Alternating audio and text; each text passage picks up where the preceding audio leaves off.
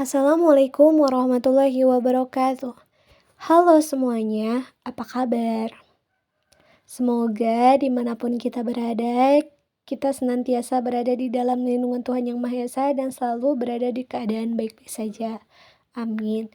Nah, di video kali ini kami akan menjelaskan tentang korupsi, kolusi, dan nepotisme serta praktek KKN dalam pengadaan dengan dosen pengampu yaitu Bapak Rama Satya SEMM. Kita terdapat dua orang yang akan menjelaskannya, yaitu yang pertama saya sendiri, Siti Rohma, dan juga rekan saya Epi Nur Fitriani. Selanjutnya, apa sih yang akan kita bahas di video kali ini? Ada 4 poin utama yang akan kita bahas, yaitu yang pertama korupsi, yang kedua kolusi, yang ketiga nepotisme, dan yang keempat praktik KKN. Nah, selanjutnya akan dijelaskan oleh rekan saya yaitu Epi Nur Fitriani. Nah, materi yang pertama itu ada korupsi. Korupsi berasal dari bahasa Latin atau corruptio, yang berarti busuk, rusak, atau menyogok. Kata korupsi menurut Kamus Besar Bahasa Indonesia berarti penyelewengan atau penggelapan uang negara, lembaga atau perusahaan untuk keuntungan pribadi atau orang lain atau korporasi. Nah, di sini ada unsur korupsi. Unsur korupsi terbagi menjadi 3. Yang pertama, perbuatan menyalahgunakan wewenang atas dasar jabatan dan kedudukan yang dimiliki. Kedua, perbuatan menguntungkan dan memperkaya diri sendiri atau orang lain atau suatu koperasi. Yang ketiga, perbuatan yang dapat merugikan keuangan atau perekonomian negara. Nah, di sini ada juga tindak korupsi. Yang pertama penyuapan atau bribery, yang kedua penggelembungan biaya atau markup, yang ketiga fiktif atau fictitious, yang keempat penggelapan atau embellishment, yang kelima pemalsuan atau fraud, yang keenam penyalahgunaan wewenang atau abuse of discretion, yang ketujuh usaha sendiri atau internal trading, yang kedelapan pemasaran atau extortion, yang kesembilan nepotisme atau nepotis, yang kesepuluh pilih kasih atau favoritis, yang kesebelas menerima komisi atau commission, yang kedua belas sumbangan ilegal atau illegal contribution. Nah, selanjutnya ada kolusi. Kolusi itu apa sih?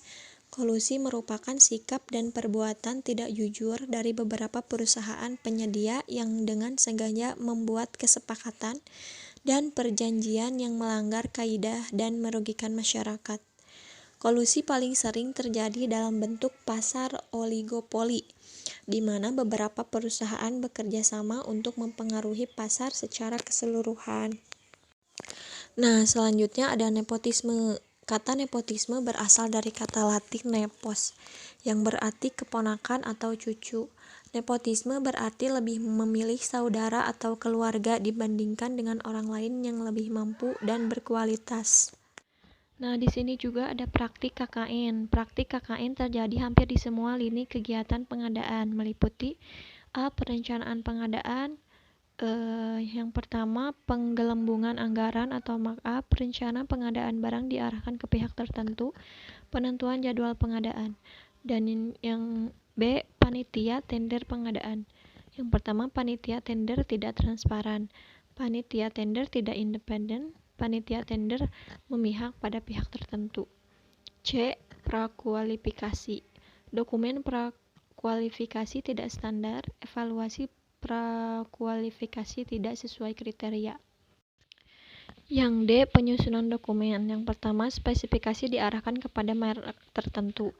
Rekayasa kriteria evaluasi, dokumen tender tidak standar, dokumen tender tidak lengkap. E, pengumuman tender.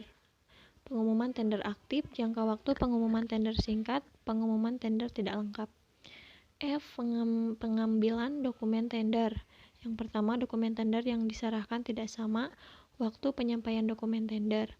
G, penyusunan HPS, struktur perhitungan HPS tertutup, penggelembungan harga atau markup, elemen harga dasar tidak standar, penyusunan estimasi tidak sesuai peraturan. Poin H yaitu pre-bid meeting. Yang pertama, pelaksanaan pre-bid meeting dibatasi, informasi dan penjelasan terbatas, penjelasan kontroversial. I. Pembukaan penawaran. Yang pertama, tempat penyampaian dokumen berpindah. 2. Penerimaan dokumen penawaran terlambat. 3. Dokumen penawaran tidak lengkap. J. Evaluasi penawaran. Yang pertama, kriteria evaluasi cacat dan dilakukan tertutup. Pergantian isi dokumen. Poin K yaitu pengumuman pemenang. Pengumuman pemenang sangat singkat, tanggal pengumuman pemenang ditunda, pengumuman pemenang tidak lengkap. Poin L, sanggahan peserta. Yang pertama, tidak seluruh sanggahan dianggap. 2. Substansi sanggahan tidak ditanggapi. Poin E, penunjukan pemenang. Yang pertama, surat penunjukan pemenang tidak lengkap. Yang kedua, surat penunjukan sengaja diperlambat. Yang ketiga, surat penunjukan tidak sah. Poin yang N yaitu penandatanganan kontrak. Yang pertama, penandatanganan kontrak sengaja ditunda. Yang kedua, penandatanganan kontrak secara tertutup. O. Penyerahan barang dan penyelesaian pekerjaan. Yang pertama, kualitas barang tidak sesuai spesifikasi, kriteria penerimaan barang bias, volume barang tidak sama dengan dokumen, volume konstruksi tidak sesuai spesifikasi, dan adanya perintah perubahan spesifikasi. Nah, selanjutnya akan dijelaskan oleh saya sendiri yaitu Siti Rohmah terkait praktik KKN yang memang terjadi di Indonesia. Dengan contoh kasusnya yaitu kasus BLBI pada tahun 1998.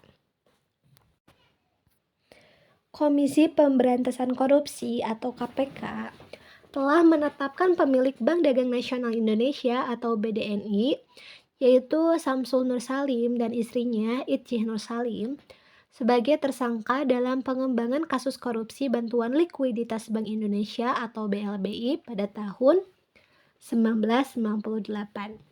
Dengan konstruksi perkara yang pertama, pada tanggal 21 September 1998, Badan Penyihatan Perbankan Nasional atau BPPN dan Samsul menandatangani Master Settlement Acquisition Agreement atau MSAA untuk menyelesaikan pengambil alihan pengelolaan BDNI.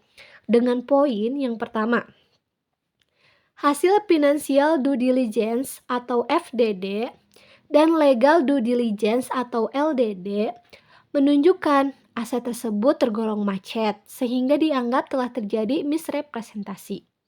Yang kedua, BPPN kemudian mengirimkan surat yang mengatakan bahwa Samsul telah melakukan misrepresentasi dan memintanya untuk menambah aset sebagai pengganti kerugian yang diderita BPPN. Namun, Samsul menolak. Selanjutnya, menurut MSAA, BPPN mengambil alih pengelolaan BDNI dan Samsul sebagai pemegang saham bertanggung jawab menyelesaikan kewajibannya, baik secara tunai maupun penyerahan aset. Selanjutnya, jumlah kewajiban Samsul selaku pemegang saham pengendali atau PSP BDNI adalah 47,258 triliun. Dikurangi aset sejumlah 18,85 triliun itu sudah termasuk pinjaman kepada petambak utang di Pasena sebesar 4,8 triliun. Selanjutnya, aset senilai 4,8 triliun itu dipresentasikan Samsul seolah-olah sebagai piutang lancar dan tidak bermasalah. Selanjutnya, pada Oktober 2003, agar rencana write-off atau penghapus bukuan piutang pertambak di Pasena bisa berjalan, digelarlah rapat antara BPPN dan pihak Samsul yang diwakili istrinya yaitu Itjih Nur Salim. Pada rapat tersebut, Itjih mengatakan suaminya tidak melakukan misrepresentasi. Selanjutnya, pada Februari 2004, pada rapat kabinet terbatas, BPPN meminta Presiden untuk melakukan write-off terhadap sisa utang BDNI kepada petani tambak. Tapi BPPN tidak melaporkan soal misrepresentasi Samsul. Presiden tidak memberikan keputusan terhadap usulan write-off dari BPPN tersebut. Selanjutnya, pada 12 April 2004, Ketua BPPN Safruddin Arsyad Tamenggung dan Icih menandatangani akte perjanjian penyelesaian akhir yang berisi pernyataan bahwa pemegang saham telah menyelesaikan seluruh kewajiban sesuai MSAA. Kemudian, pada tanggal 26 April 2004, Syafruddin menandatangani surat No SKL 22-PKPS BPPN _0404 perihal pemenuhan kewajiban pemegang saham BDNI yang membuat hak tagih atas utang petambak di Pasena menjadi hilang.